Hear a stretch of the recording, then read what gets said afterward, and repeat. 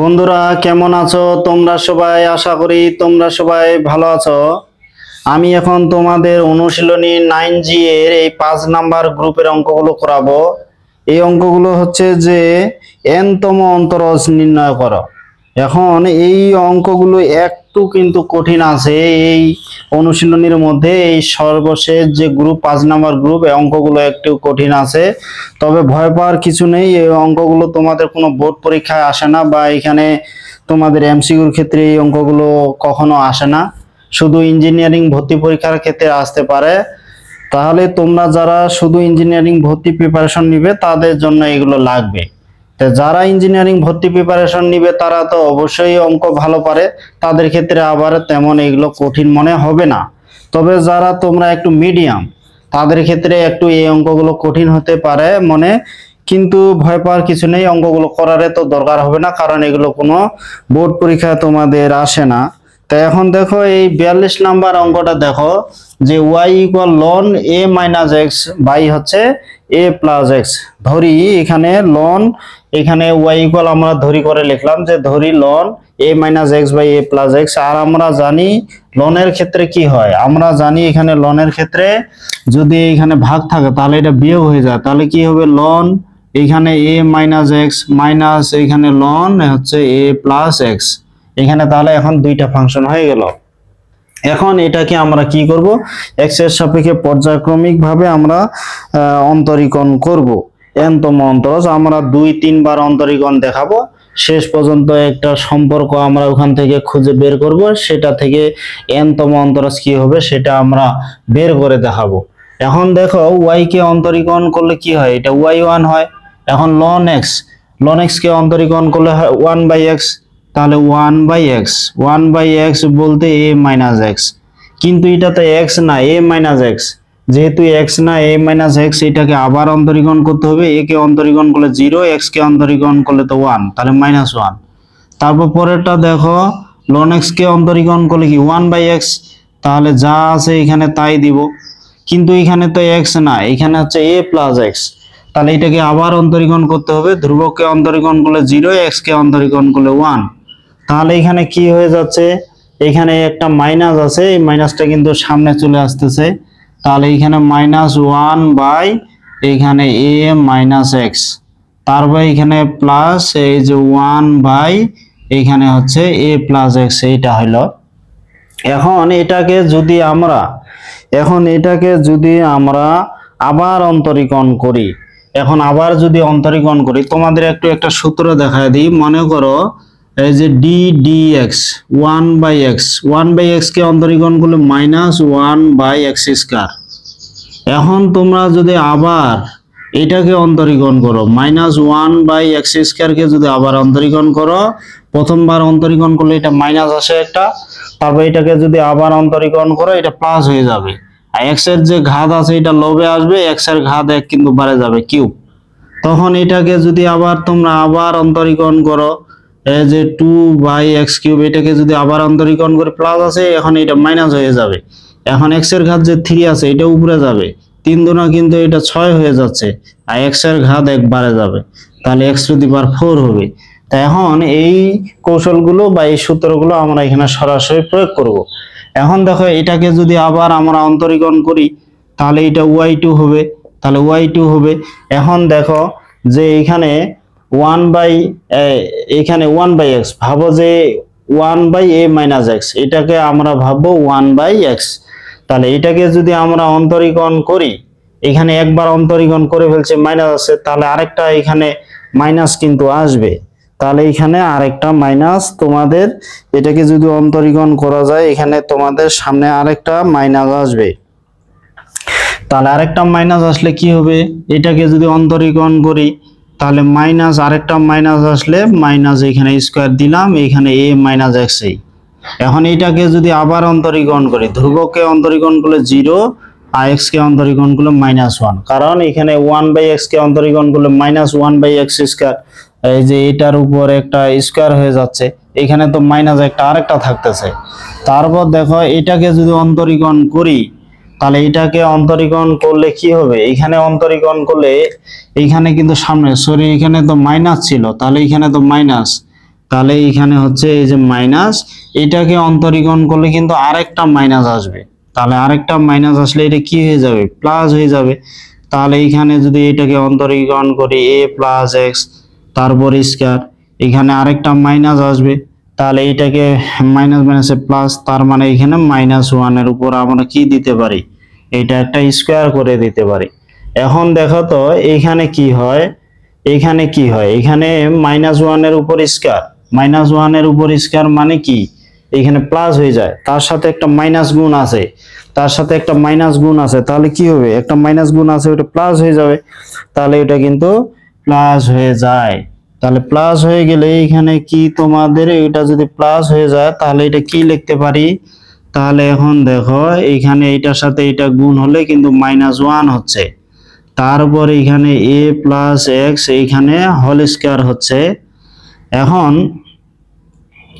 আর তোমাদের এইটা কি হচ্ছে, এটা -1 এর উপর, এই যে -1 এর উপর স্কয়ার হচ্ছে a প্লাস এক্স, এইটা হোল স্কয়ার হয়ে গেল, এটা y2, এই যে y2। এখন এটা আমরা একটু পিছনে একটা সাজায় নিই, এখানে তো -1, এটা -1, এটা 2 কিন্তু আছে, কিন্তু এইখানে আমরা দিব ফ্যাক্টোরিয়াল 1, ফ্যাক্টোরিয়াল 1, এখানে হচ্ছে a প্লাস এক্স এই যে হোল স্কয়ার, আর এইটা কি হচ্ছে -1 এর উপর স্কয়ার, এইখানে দিব এই যে ফ্যাক্টোরিয়াল 1, আর a প্লাস এক্স এইখানে এই যে হোল স্কয়ার। এখন এটা তো a প্লাস এক্স না, এটা a মাইনাস এক্স ছিল, এই যে এটা a মাইনাস এক্স। তো এখন এটাকে যদি আবার অন্তরীকরণ করি, তাহলে আবার অন্তরীকরণ করলে ফ্যাক্টোরিয়াল 1 মানে 1, এটা কিন্তু এমনিতেই দেওয়া হলো, এইটাকে যদি আবার অন্তরীকরণ করি y3 হয়ে যাবে। এখন দেখো এইটাকে যদি অন্তরীকরণ করি তাহলে কিন্তু সামনে আরেকটা মাইনাস আসবে, আর এই 2টা কিন্তু উপরে উঠবে, তাহলে এখানে কি হবে, সামনে আরেকটা মাইনাস আসবে, তার মানে -1 স্কয়ার, আর এখানে তখন 2টাও লবে আসবে, মানে কি এখানে 2 হলো, আবার x মাইনাস এক্স এইখানে এক ঘাত বেড়ে যাবে।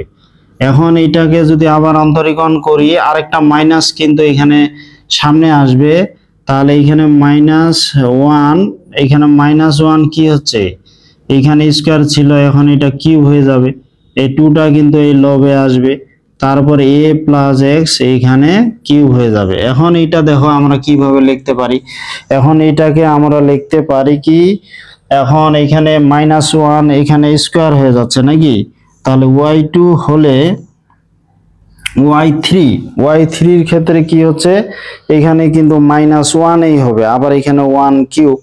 ও এইখানে তোমাদের একটা কাজ, এটা যে অন্তরীকরণ করলাম, এখন এইটা -1 স্কয়ার হলো, ঠিক আছে, এটাকে আবার অন্তরীকরণ করলে তো এখানে একটা আরেকটা -1 আসে, এই যে -1 আসে, এটাকে যদি ধ্রুবককে অন্তরীকরণ করলে 0, x কে অন্তরীকরণ করলে 1, তার মানে এখানে আরেকটা -1 আসবে, এখানে -1 স্কয়ার প্লাস, এখানে তখন কিন্তু মাইনাসই হচ্ছে, এই যে মাইনাস, এইখানে 1 এই হচ্ছে, আর এখানে 2 মানে এখানে ফ্যাক্টোরিয়াল 2 লিখতে পারি, আর এখানে a মাইনাস এক্স এই যে হোল কিউব, আর এখানে কি হচ্ছে -1 এই যে কিউব, আর এখানে 2 মানে ফ্যাক্টোরিয়াল 2 এ লেখা যায়, আর এখানে a প্লাস এক্স এইখানে হচ্ছে এই যে হোল কিউব। এখন ফ্যাক্টোরিয়াল 2 মানে কিন্তু 2, তোমরা এগুলো জানো যে ফ্যাক্টোরিয়াল 1 মানে এটা 1, এখন ফ্যাক্টোরিয়াল 2 মানে কি 2 ইনটু 1 মানে এটা 2a, এখন ফ্যাক্টোরিয়াল 3 মানে কি 3 ইনটু 2 ইনটু 1 ইকুয়াল এইটা যে 6 হয়ে যায়, 6 এর পরিবর্তে আমরা লিখতে পারি ফ্যাক্টোরিয়াল 3।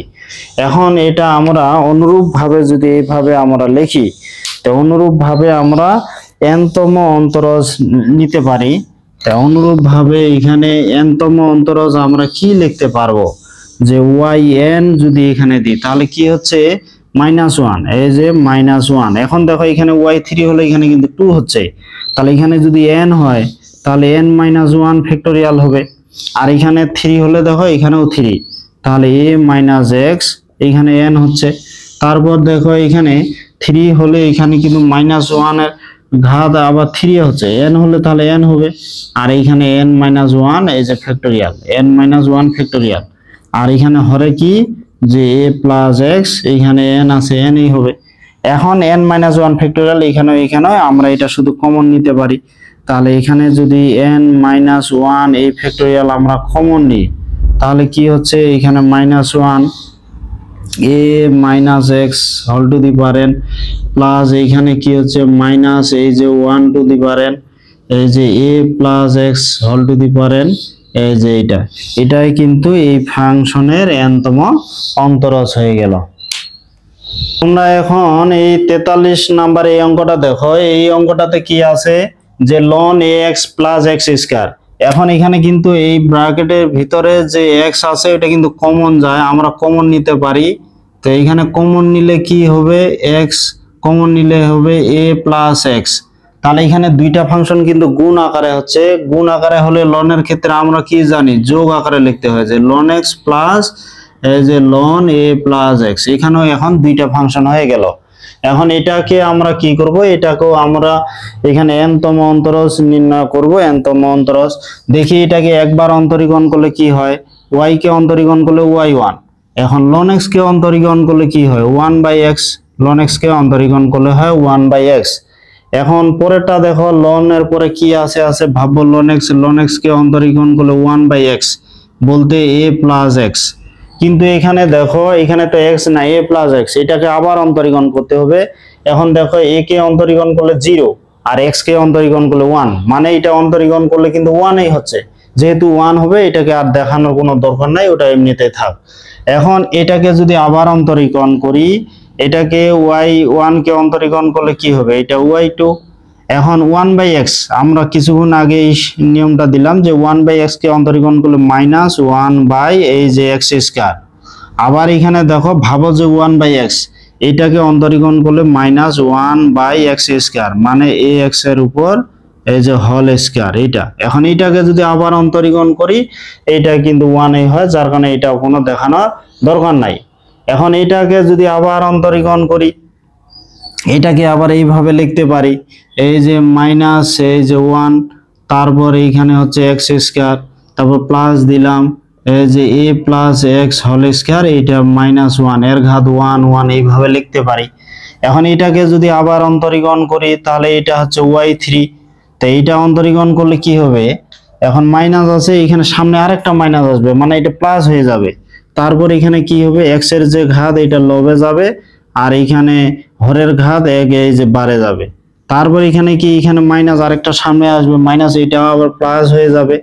এখানে এই যে a plus x whole square এই ঘাতটা কি আবার লবে যাবে, তারপর a প্লাস এক্স এইটা এখানে কিউব হয়ে যাবে।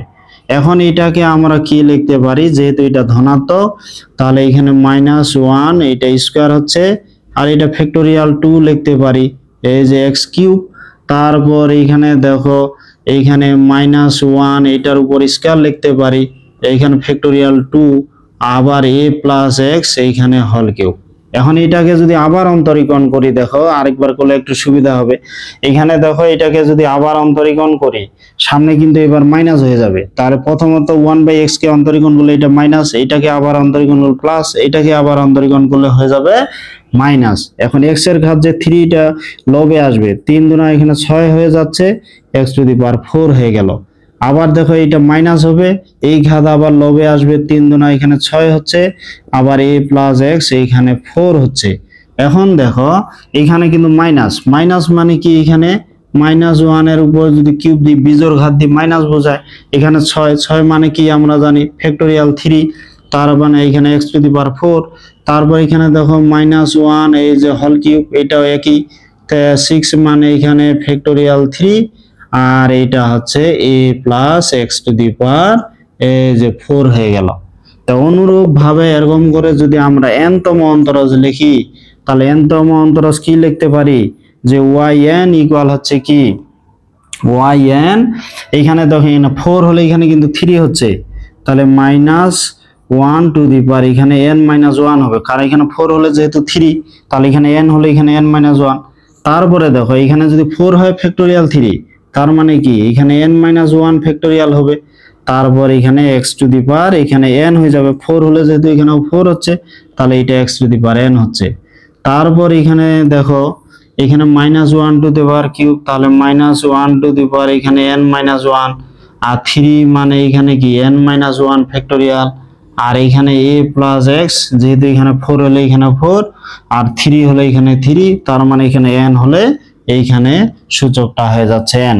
এখন আগের মতো n-1 ফ্যাক্টোরিয়াল বা এইটা আমরা কমন নিতে পারি যে -1 টু দি পাওয়ার n-1, তারপর এখানে কি n-1 ফ্যাক্টোরিয়াল। এখন এটাকে যদি কমন নিই তাহলে 1/x two the power n plus এইখানে 1/a plus x two the power n, এই যে এটাই হলো n তম অন্তরজ। 44 নাম্বার অঙ্কটা এখানে cos 2x cos 3x যে ধরি y = cos 2x cos 3x, আর আমরা জানি এখানে cos বা sin এর ক্ষেত্রে বা দুইটা cos একসাথে বা দুইটা sin একসাথে বা একটা cos একটা sin যদি গুণ অবস্থায় থাকে সামনে হাফ নিয়ে 2 গুণ করতে হয়, যেমন 2 sin a sin b, 2 cos a cos b, 2 sin a cos b। এই সূত্রগুলো যে আছে ত্রিকোণমিতির এই সূত্রগুলো অনুসারে সাজাইতে হয়।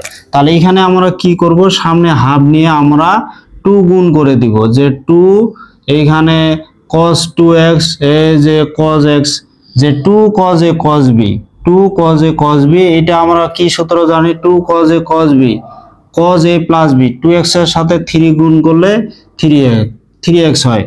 তারপর 2 cos a cos b cos a plus b plus cos a minus b, 2x থেকে যদি x বিয়োগ করি তাহলে এখানে x এই হচ্ছে। তা আমরা এই সূত্র জানি যে 2 cos a cos b, 2x K a ভাববো, x কে b ভাববো, তাহলে 2 cos a cos b, এটা সূত্র কি জানি, cos a plus b plus cos a minus b, এটা হলো।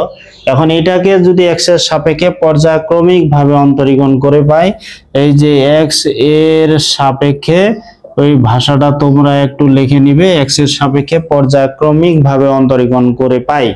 এখন দেখো এটাকে যদি একবার অন্তরীকরণ করি y1, এই যে হাফ এটা থাকলো। এখন cos কে অন্তরীকরণ করলে কি হয়, cos কে অন্তরীকরণ করলে হয় মাইনাস সাইন, এই যে মাইনাস সাইন, cos এর পরে যা আছে তাই হবে।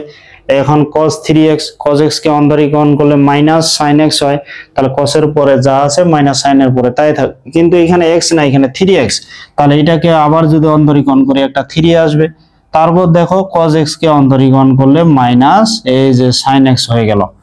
এখন এটা বিষয় যে এখানে এটাকে যদি একটু আমরা সাজাই নিই, এই যে হাফ এটা থাকলো, তো এটা হাফ যে থাকলো এখানে sin 3x, এখানে 3টা আছে, সাইনটাকে আমরা যদি cos এইভাবে লিখি যে π/2 প্লাস এই যে 3x, তারপর এখানে আবার cos এই যে π/2 প্লাস x।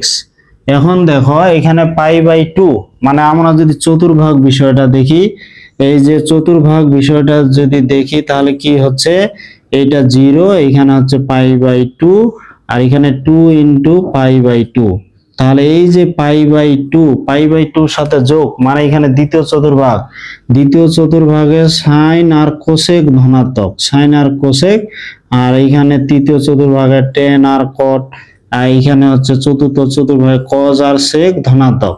তাহলে দ্বিতীয় চতুর্ভাগে সাইন আর কোসেক ধনাত্মক, দ্বিতীয় চতুর্ভাগে কিন্তু cos ঋণাত্মক। তোমরা 9 10 এইখান থেকে এটা রূপান্তর জানো। এখন এইটা তার উল্টা, এখান থেকে এখানে আসতেছি, যেমন π/2 সাথে যোগ, π/2 সাথে যোগ মানে হচ্ছে দ্বিতীয় চতুর্ভাগ cos এর মানে ঋণাত্মক, তাহলে এখানে হবে ঋণাত্মক, এবং এটা হচ্ছে বিজোড় সমকোণ, cosটা হয়ে যাবে sin, তাহলে এটাও ঠিক তেমনি এই cosটা হয়ে যাবে sin। তাহলে এইখান থেকে আমরা এখানে রূপান্তর করলাম।